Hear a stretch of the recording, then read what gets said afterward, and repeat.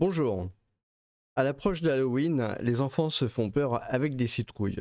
Mais les adultes peuvent se faire peur toute l'année. C'est très simple, il suffit de regarder les statistiques des PMI, c'est-à-dire l'indice manufacturier pour la production industrielle, et de regarder cet indice. Donc pour vous aider un peu sur le sujet, il faut comprendre que au-dessus de 50, c'est positif, en dessous de 50, c'est négatif.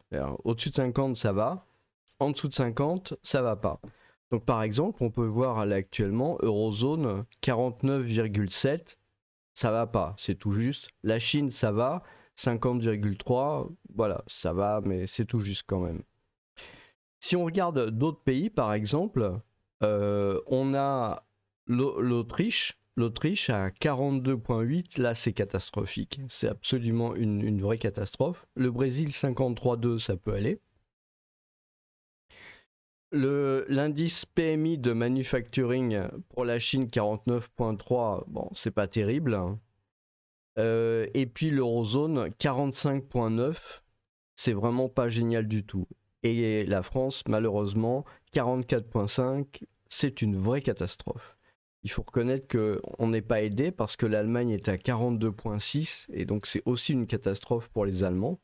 Alors que vous voyez d'autres pays comme le Ghana 49, global monde c'est 48,8, la Grèce c'est 50, Hong Kong 50, etc. Vous voyez donc l'Italie 48 s'en sort tant bien que mal, hein, en tout cas mieux que l'Eurozone. Donc on voit bien en fait où on est. D'ailleurs vous voyez même le Liban, hein, malgré la guerre, en fait arrive à 47 quand même. Hein. Quoique je sais pas s'il y avait la guerre en... Non, il n'y avait peut-être pas la guerre en septembre. Mais voilà, 47. Donc on peut regarder ça de manière plus précise. En fait, c'est les chiffres qui viennent juste de sortir, hein, du 24 octobre 2024. Donc l'indice PMI pour la France. L'économie française s'est maintenue en zone de contraction au début du 4e trimestre. Voilà, donc c'est ça la catastrophe en fait. On va regarder directement les schémas en fait. Hein.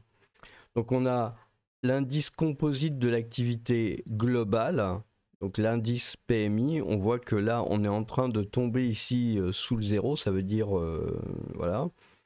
Et le PIB n'a pas été calculé, mais il est vraiment pas génial du tout. Donc le problème de cette situation, bah, c'est qu'avec un PIB extrêmement faible, ça aide pas la croissance, donc ça aide pas l'État à rentrer de l'argent, donc on peut prévoir malheureusement un déficit qui peut s'accentuer. On a l'industrie manufacturière en France, on voit que le 50 il est là. Donc vous voyez, à peu près depuis 2023, hein, ouais, mi-2022 on va dire, c'est vraiment une catastrophe sans limite. Hein. Je veux dire, on a descendu de manière très catastrophique. Là on se situe en dessous des 45. C'était le cas dans le pire de la pandémie, c'était le cas dans le pire de la crise de l'euro, et c'était le cas dans le pire de la crise des subprimes. Donc c'est vraiment, et si vous voulez, il y a quand même quelque chose qu'il faut noter, hein, qui est quand même très très important, qu'il faut comprendre, c'est que là, on a pratiquement presque 2 ans et demi en fait de catastrophe,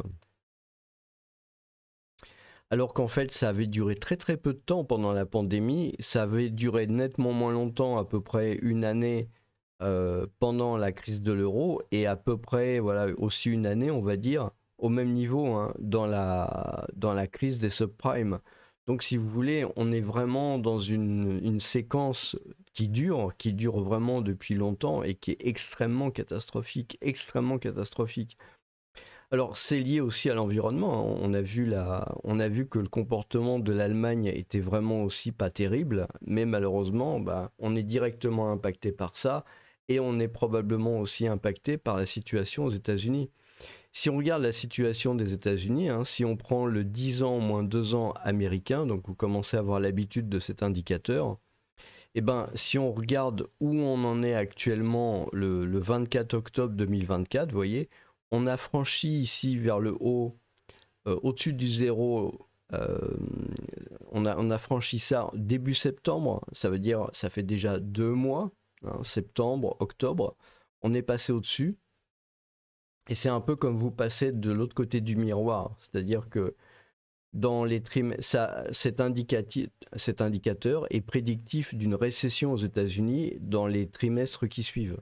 Alors si on regarde l'historique, hein, je vous montre tout l'historique, on s'aperçoit qu'on a le cas donc ici en 2019, on a le cas ici en 2007, on a le cas ici en 2000, on a le cas ici en 1990, et puis on a cette période-là très catastrophique hein, des années 80 qui avait vu le chômage exploser en France. Hein.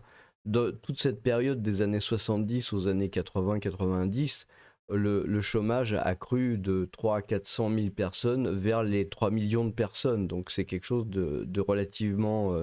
c'était une crise extrêmement grave, beaucoup plus grave dans les conséquences sociales qu'on a connues par la suite. Il faut voir que suite à cette catastrophe ici, eh bien, il y a eu la délocalisation de la sidérurgie, la délocalisation de l'industrie qui continue jusqu'à maintenant, hein, d'ailleurs. Il faut bien comprendre que ma théorie personnelle, c'est qu'on n'est jamais vraiment sorti de cette crise-là des années 70, en tout cas en France. Hein. Et bon, voilà, donc c'est le problème. On voit que en septembre 2024, le climat des affaires s'améliore légèrement. Hein, ça, c'est ce que dit l'INSEE. Mais le problème, c'est qu'en fait, on reste sous la barre des 100 et on est même très nettement en dessous. Hein, je veux dire, là encore, on est situé à des niveaux qui sont des niveaux en fait de crise. Hein. Voilà. Indicateur du climat de l'emploi, c'est pareil. On n'est pas revenu au-dessus de 100. Donc les chiffres précurseurs de l'emploi sont mauvais. Ils sont très mauvais. On peut en avoir aussi quelque part une information à ce sujet. Voilà un article hein, qui date du 18 octobre 2024 qui a été fait par le gouverneur de la Banque de France et qui dit baisse des taux, le ralentissement de l'inflation se produit plus vite que prévu. Et c'est pas nécessairement une bonne chose. D'ailleurs, si vous analysez un peu ce qu'il a dit, vous pouvez voir ici que le problème, si vous voulez, c'est que le rythme doit être celui d'un pragmatisme agile. Dans un environnement international très incertain, nous conservons une totale optionnalité pour nos prochaines réunions. En fait, ça veut dire qu'il n'y a rien de clair. Hein. Il n'y a rien de clair. Et surtout, ce qu'il faut voir, c'est ça. L'inflation, ça baisse à 1,7% en septembre, est encore plus marquée qu'attendu. En fait, pourquoi ? Parce qu'on va le voir un peu plus loin. Les ménages, eh bien, épargnent. Ils ont peur pour l'avenir. Ils ont peur de la situation économique. Donc, bah, il y a beaucoup moins de dépenses, en fait. Et ce qu'on peut voir, c'est que donc, ils pensent atteindre l'objectif de 2% plus tôt que prévu dans l'année 2025. Je vous rappelle que Christine Lagarde avait fixé comme objectif la fin de l'année 2025. Donc, ça veut dire peut-être dans le deuxième trimestre, hein, deuxième ou troisième trimestre. Nous devons être d'autant plus fidèles à notre mandat et à sa symétrie autour de cet objectif. C'est important, c'est très important cette phrase. Le risque de manquer durablement notre cible par le bas existe désormais, autant que celui de le dépasser. En termes clairs, le risque de manquer durablement notre cible par le bas, ça veut dire si l'inflation diminue trop, c'est ça que ça veut dire, hein, si l'inflation diminue trop, eh bien, c'est pas une bonne chose pour l'économie. Et ce qui peut se passer, c'est qu'on peut passer d'un domaine, disons, d'inflation qu'on a connu ces 2 à 3 ans maintenant, à carrément de la déflation si jamais ça venait à baisser. Donc, pourquoi est-ce qu'on aurait de la déflation ? Bah, typiquement, parce que les ménages ne voudraient pas dépenser l'argent, hein. Donc ça, c'est une des premières raisons. Euh, L'inflation baisse quand l'argent est stocké et n'est pas utilisé. Ça s'appelle la vélocité de la monnaie. Et la deuxième chose, c'est la production de crédit. Donc à partir du moment où il n'y a plus de crédit, alors c'est pas nécessairement les banques qui veulent plus donner de crédit, c'est peut-être que il n'y a plus d'emprunteurs, hein, c'est ça le problème. Eh bien à ce moment-là, on rentrerait dans éventuellement une éventuelle déflation si jamais ce chiffre continuait à baisser beaucoup. Donc c'est vraiment quelque chose de très inquiétant. Si vous voulez, la déflation pour une économie, c'est encore pire que l'inflation. D'ailleurs, on parle souvent de la situation avant la Seconde Guerre mondiale en Allemagne.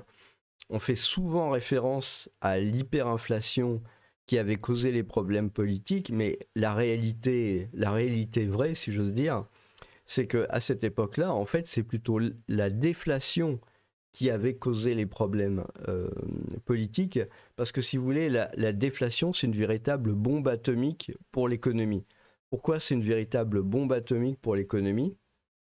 Parce que vous avez des entreprises qui ont investi quand les prix étaient soit trop hauts, soit normaux, et ensuite qui se retrouvent en fait à avoir des clients qui sont attentistes à la prochaine baisse de prix. Donc les gens n'achètent pas en pensant que les prix vont baisser encore plus, et comme ça, il y a un cercle vicieux. Et les marges des entreprises diminuent, la trésorerie des entreprises diminue, ça envoie en faillite un nombre très important d'entreprises, et il y a du chômage, etc. Donc c'est vraiment un des très très gros problèmes. On ne peut pas exclure, si vous voulez, que suite à ce genre de problème dont je vous parle maintenant, hein, parce que il faut regarder aussi l'inflation au mois le mois, hein, parce que ça, je pense que c'est l'inflation sur un an, mais il faut regarder au mois le mois, et quand on voit l'inflation vraiment diminuer, bah, à ce moment-là, il peut y avoir une baisse brutale des taux d'intérêt, mais c'est pas nécessairement une bonne chose, parce que le fait d'avoir une hausse brutale des taux d'intérêt, une baisse brutale des taux d'intérêt, en fait, fait que cet indicateur-là, en fait, il explose à la hausse là-haut. Hein, vous voyez, et c'est pour ça qu'en fait, on a cet indicateur qui monte très fortement avant la récession. Parce que si vous voulez, c'est le marqueur qu'il y a quelque chose qui ne va plus dans l'économie. Donc à ce moment-là, on a 10 ans moins 2 ans. À ce moment-là, si vous voulez, comme c'est moins 2 ans, eh ben, ça veut dire que le 2 ans, là, il baisse très fortement. Ça veut dire la Banque centrale, elle baisse très fortement les taux. À ce moment-là, ça envoie l'indicateur vers le haut. Et c'est le signal de la récession. Vous voyez, c'est pareil ici, c'est pareil ici. Bon, là, c'est un peu plus compliqué à lire. Mais en gros, voilà, c'est comme ça. C'est vraiment ce signal-là. Et donc, si vous voulez, c'est vraiment quelque chose d'assez terrible. Et là, pour le coup, c'est ce qu'ont vécu les Japonais, hein, dans les années 90, et ils ont eu beaucoup de mal à s'en remettre, hein, de la déflation. Donc c'est un risque qui existe. On a vu que le PMI de l'Allemagne était vraiment pas bon, donc c'est vraiment quelque chose qui va pas. On voit donc le climat des affaires. Bon, le climat des affaires, bon, il s'améliore par rapport à la catastrophe où on avait vu un pic vers le bas, mais il n'empêche pas moins que on est quand même ici toujours dans le négatif par rapport à la moyenne. Donc ça, c'est vraiment un très gros problème. On a aussi l'indicateur de l'emploi qui est toujours en dessous de 100 ici, hein. Donc voilà, on est dans cette situation-là, hein. On est vraiment dans une situation de crise. Ok, donc ça, c'est les différentes statistiques. On voit la situation de trésorerie des entreprises industrielles continue de se détériorer, hein. Je veux dire, c'est des chiffres qui datent d'aujourd'hui, hein, du 24 octobre 2024. Donc vous voyez, En octobre 2024, les industriels anticipent une forte baisse de la demande. Donc ça va très très mal dans le monde industriel, hein. Je vous passe ça. De toute façon, vous pouvez aller voir ces sujets-là. Donc la situation de trésorerie continue de se détériorer. En octobre 2024, les chefs d'entreprise estiment en moyenne que leurs prix de vente ont été stables, hein. Mais le solde d'opinion associé à la situation de la trésorerie des entreprises industrielles diminue pour le 3e trimestre consécutif, hein. C'est ce que je vous ai toujours dit. Bon, c'était plus sur ma chaîne sur ma chaîne Crise 2024, hein, où j'avais commencé à noter ce problème. Donc c'est pour ça que j'avais lancé la chaîne et créé la chaîne Crise 2024. Mais on a vraiment un problème spécifique en 2024 d'assèchement de la trésorerie petit à petit des entreprises, ce qui conduit inévitablement à des accidents qui sont des faillites, hein. Donc c'est vraiment la problématique. On n'est plus dans le rattrapage de la pandémie. Les gens qui vous disent ça n'ont pas étudié les chiffres de faillite d'entreprise. Alors, j'ai même vu des économistes, hein, des économistes qui disent que c'est du rattrapage. Mais moi, la question que je me pose, c'est ces gens-là, ils sont peut-être très gentils. Maintenant, j'aimerais bien savoir à quel parti politique ils adhèrent, quels sont leurs intérêts dans le monde politique, quelles sont leurs opinions politiques, etc. Parce que considérer qu'on est juste dans un rattrapage de la pandémie, c'est évidemment quelque chose, c'est une hérésie, quoi, clairement. Donc là, par exemple, on voit une industrie manufacturielle. Quand on dit que l'industrie est en train de se reprendre, enfin qu'on veut repousser, enfin améliorer l'industrie en France, bah, c'est juste une catastrophe en fait. Ouais, janvier 2024, avril 2024, juillet 2024, octobre 2024. Ah, c'est hallucinant quoi. -7, -8, -11, -15. Donc ça, ça conduit nécessairement à une catastrophe dans ces entreprises. Ça veut dire à un moment donné, il n'y a plus de trésorerie. Si vous voulez, c'est un peu comme un ménage. Vous imaginez, bah, vous avez un ménage, il y a un salaire qui rentre, il y a éventuellement des crédits qui ont été pris, et puis il y a les dépenses courantes. Et puis à un moment donné, je ne sais pas, par exemple le 20 du mois, eh ben, il y a 0 sur le compte en banque. Donc à ce moment-là, le ménage, qu'est-ce qu'il doit faire? Éventuellement, il peut demander une rallonge au patron, un peu plus, enfin demander le paiement du salaire plus tôt, il peut demander un crédit à la banque, etc. Mais si jamais ça lui est refusé, bah, à ce moment-là, il peut plus payer. Donc à ce moment-là, c'est la faillite ou le surendettement. Le problème, c'est que, bon, un ménage, voilà, un ménage, c'est comme ça, vous pouvez pas fermer le ménage, ça n'existe pas. Par contre, une entreprise qui se trouve dans cette situation, c'est clair, l'entreprise, elle est mise en faillite, elle ferme, et bah, les gens qui travaillent dedans sont mis au chômage. C'est pas plus compliqué que ça. Donc, c'est ça qu'on est en train de vivre, c'est ça que veulent dire ces chiffres. Et les chiffres sont de plus en plus catastrophiques, hein. On le voit d'ailleurs aussi quelque part, l'évolution des prix de vente, on voit que là on est à 0, donc ça veut dire quelque part il n'y a plus de marge. À vrai dire, si vous voulez, il y a un autre phénomène, c'est le phénomène de l'inflation qui baisse beaucoup, comme on l'a vu au départ de la vidéo. Et comme l'inflation baisse beaucoup, et ben à ce moment-là, il n'y a plus d'évolution des prix. À un moment, on risque même d'avoir ici des prix négatifs. Et ça va jouer directement sur la trésorerie. Parce qu'à partir du moment où les prix baissent, bah, l'argent qui rentre dans la trésorerie baisse aussi, hein. C'est vraiment pas difficile à comprendre. Donc voilà en fait le problème. On voit perspective générale de salaire, moins 38, moins 55, moins 55. Donc vraiment, ça va pas bien du tout, quoi. On a ensuite, les chiffres ici sur les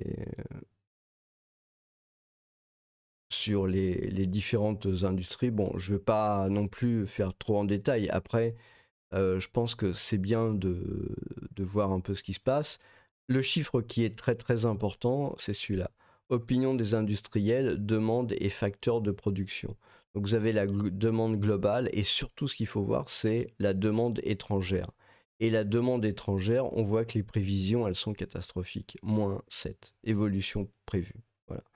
Donc, faut bien comprendre que l'Allemagne joue, éventuellement peut-être aussi la Chine, peut-être aussi les États-Unis. Bon, ça va pas bien. On voit évolution prévue -8. On sent que la machine se grippe hein, quand même. On voit les goulots de production. Donc ça veut dire on peut pas produire autant qu'on le souhaite. Ici, souvent, et là, de moins en moins. Hein, donc, pareil.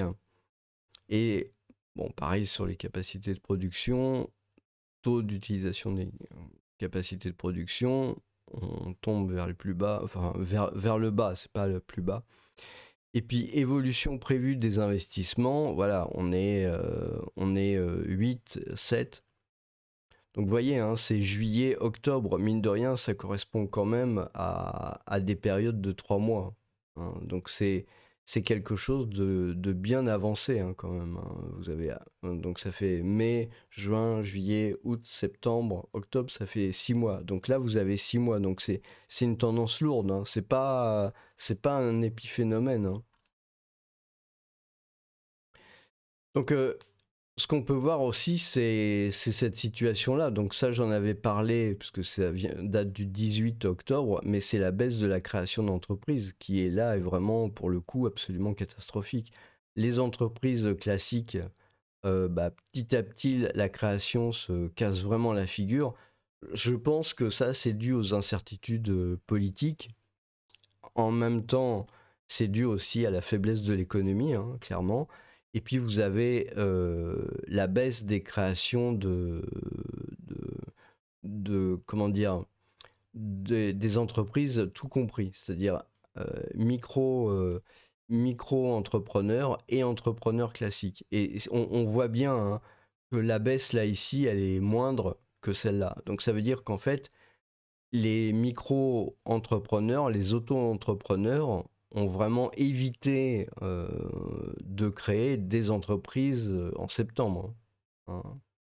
Donc c'est vraiment une situation qui est très très très mauvaise parce que pour que les auto-entrepreneurs euh, ne veuillent plus créer de structures, ça veut dire qu'il y a vraiment un problème. Là, on voit ici en 2023, on voit ça ici en 2021, on voit pareil ça pendant la pandémie. Hein.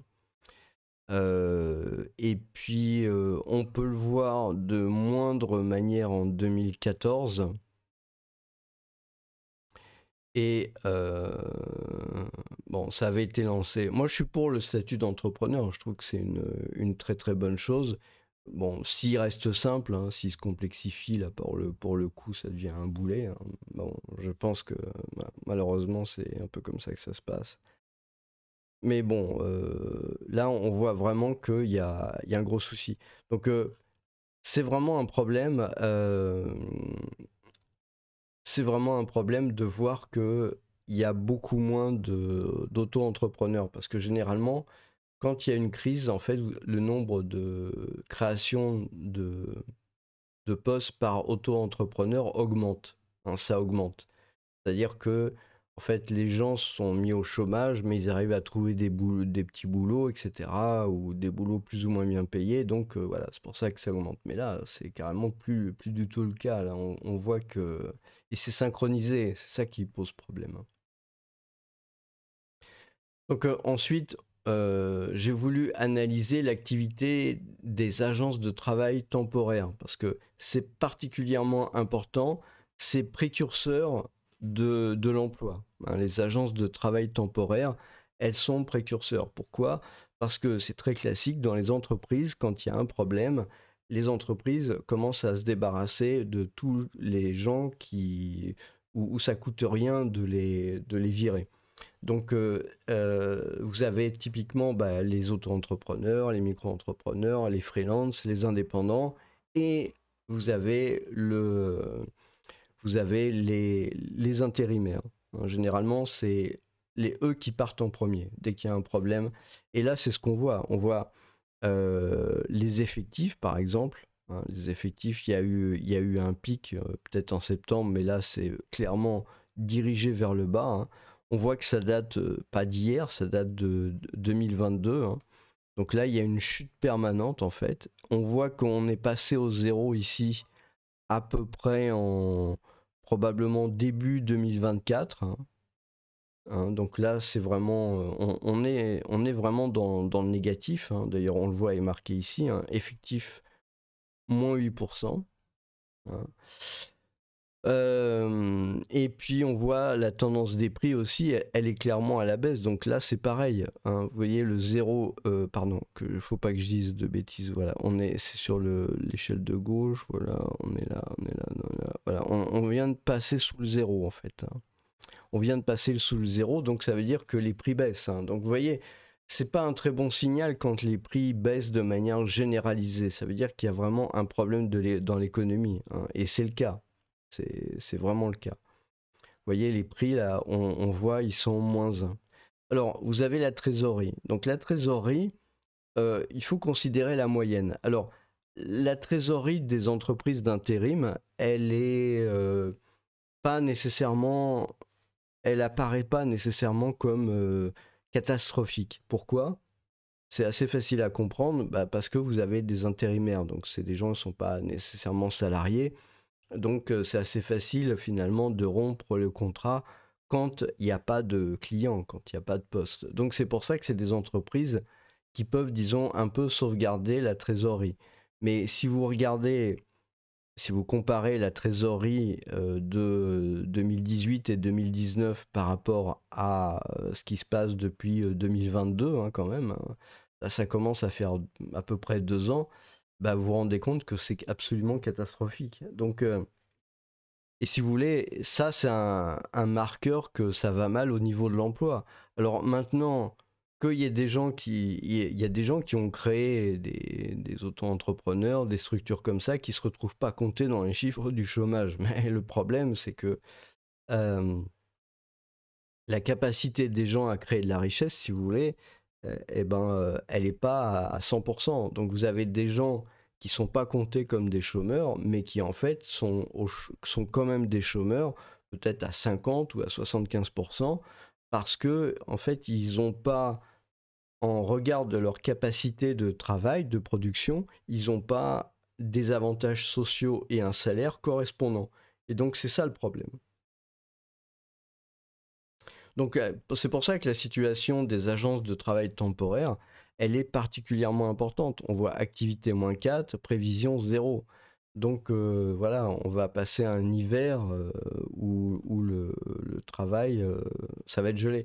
Le problème, si vous voulez, c'est que déjà, c'est absolument pas normal qu'on n'ait pas les chiffres du chômage tous les mois. Ça, c'est absolument scandaleux. C'est encore une fois les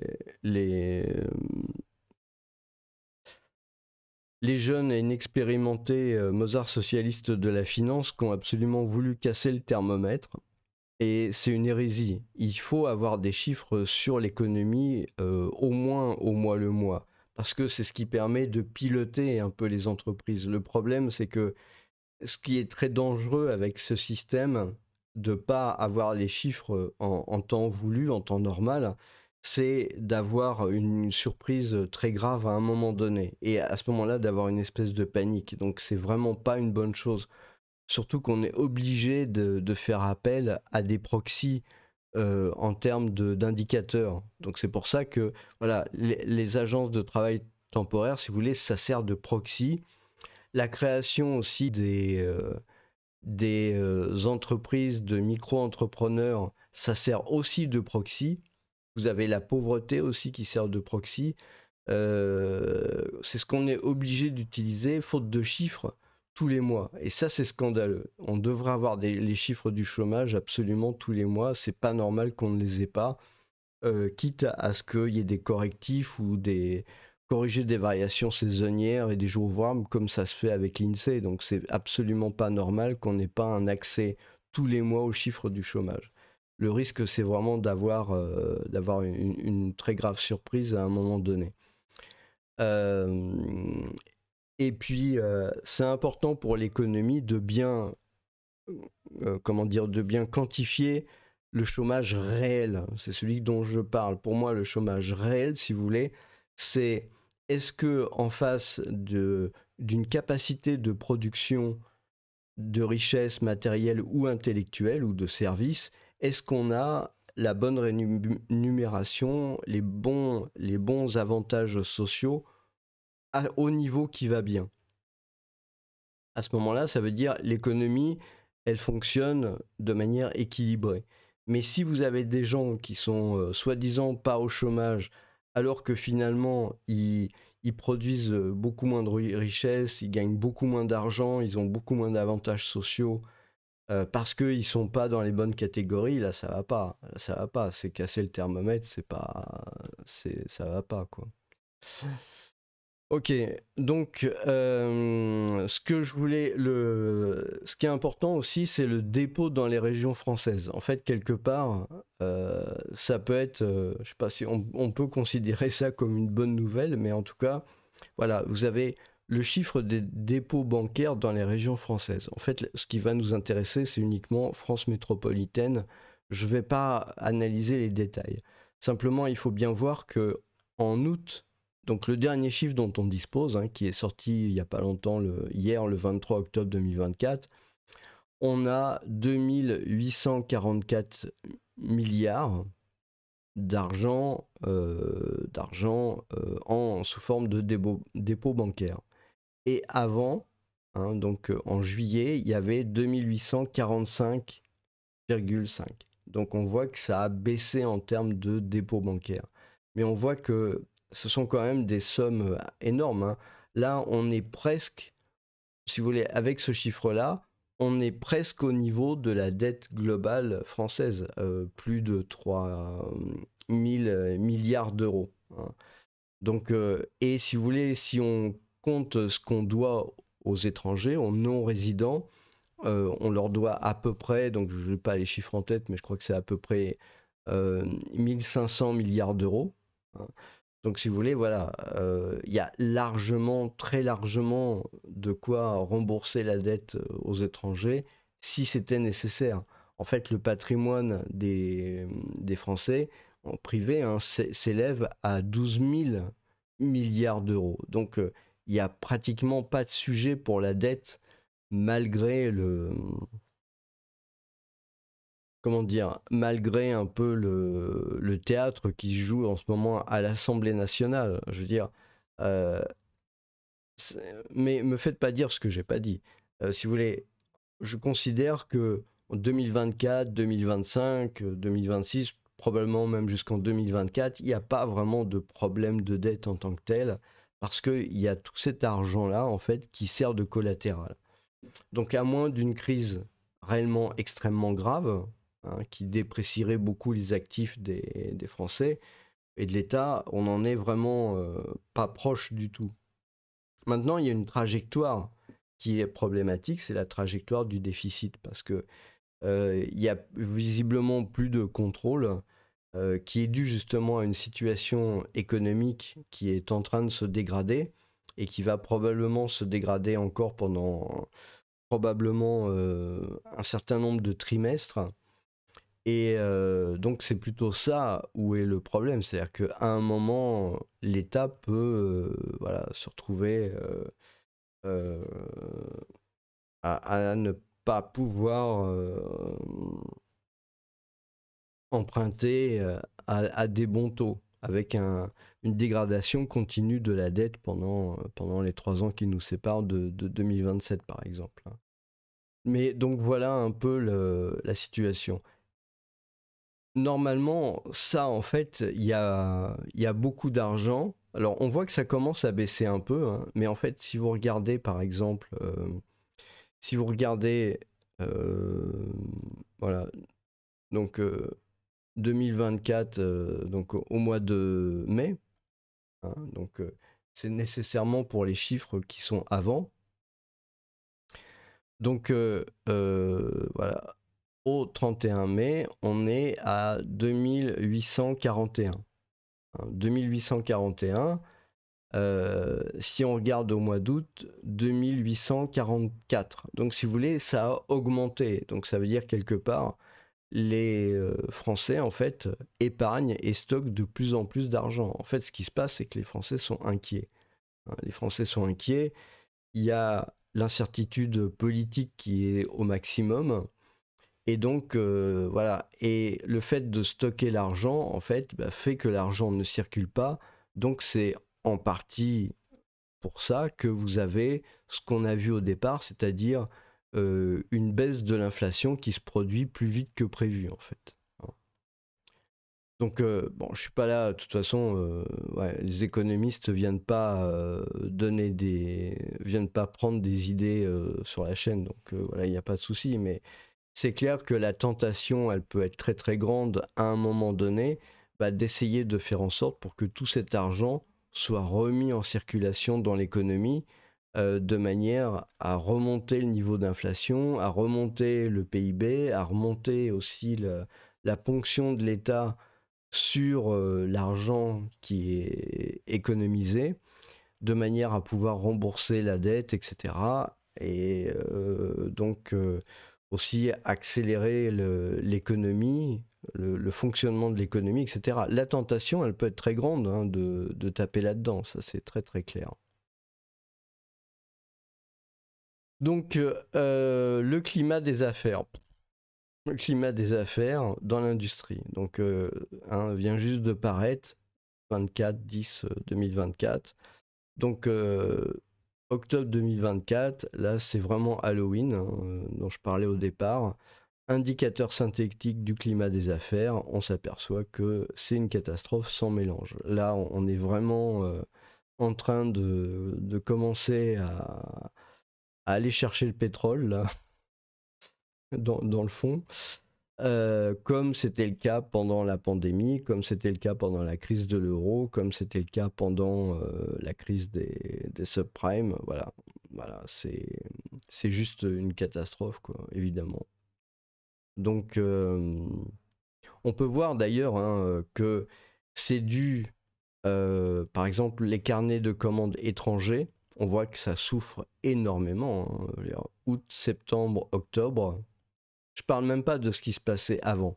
Mais si on regarde août, septembre, octobre, là, moins 23, c'est juste une catastrophe. Voilà. Évolution prévue des effectifs. Donc ça, c'est l'emploi, hein, c'est ce dont on discutait. Donc on voit très clairement une prévision de licenciement, hein, c'est comme ça que ça s'appelle. Et puis...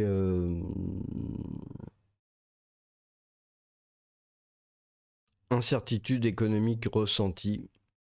Donc voilà, incertitude, elle monte. Elle n'est pas au niveau de... Ah bah non, si. Elle monte. En fait, elle monte et puis c'est l'incertitude depuis, voilà, depuis pas mal de temps. Donc voilà. Bon, il y a un certain nombre de choses sur les entreprises. Je ne vais pas non plus aller trop dans les détails. Ce qu'on va voir, c'est quand même les secteurs. Donc les secteurs... Enlever ça. Voilà. Donc on voit que l'agroalimentaire, c'est pas terrible. On voit que les biens d'équipement, ça continue la baisse. Hein. Encore une fois, les gens économisent, les gens veulent pas dépenser d'argent, donc voilà, ça arrête pas de descendre. La catastrophe, le matériel de transport. Donc le matériel de transport, hein, on voit que là c'est vraiment grave en fait. Hein. Et puis, les autres industries, voilà, ça marche pas terrible non plus. Donc, c'est vraiment pas génial. Bon, je vais pas rentrer dans toutes les détails de ça. Hein. L'indicateur de l'emploi se replie également. Donc, indicateur du climat de l'emploi en France, bah, on voit que ça arrête pas de baisser, hein. Là, pareil, hein, pandémie, crise de l'euro, crise des subprimes. Donc, c'est aussi pour ça que les gens économisent, hein, parce qu'ils ont peur du chômage. Voilà, c'est pour ça que c'est une catastrophe. Il faut absolument que ces chiffres du chômage soient republiés tous les mois. Enfin, je veux dire, c'est dangereux. C'est dangereux d'avoir mis ces trucs que tous les 3 mois. C'est dangereux parce que les Américains, il y a pas d'excuse. Je veux dire, les Américains, ils sortent des chiffres tous les mois, au moins. Et c'est important de manière à pas être surpris. Ce qu'il faut éviter dans l'économie, dans la finance, c'est la surprise. Et c'est ça le problème, en fait. Donc, indicateur du climat, bon, du climat de l'emploi. Donc ça, vous avez là pour la France, hein. Euh,